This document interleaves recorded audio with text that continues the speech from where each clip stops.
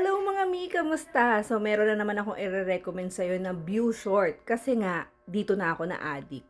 Gusto niyo ba ng mga fresh na stories? Yes, eto nga, i-recommend ko sa inyo ang view short na mapapanood niyo yan sa View app.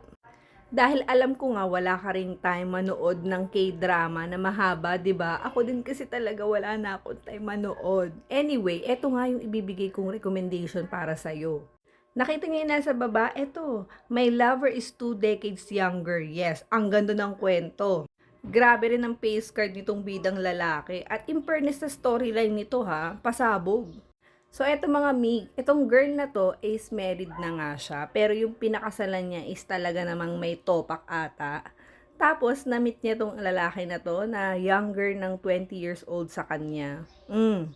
Pero mga mi, tignan nyo naman yung face card din ni girl. Oh, maganda rin naman siya kaya carry lang. Pero ang twist nga nito mga mi, kasi etong guy na to, kaya pala niya in-approach tong babae, is gusto niya lang maghigante sa asawa nito. Ganon yung story, kaya ano pang inaantay, pasabog 'di ba? Sinong di mahuhook sa storyline na ganyan? Kaya ano pang inaantay natin mga mi? Mag-download ka ng View, tapos i-type mo lang ang View short para makapanood ka ng free. Yes, you heard it right. Libre. Yun ang gusto natin. Libre, di ba?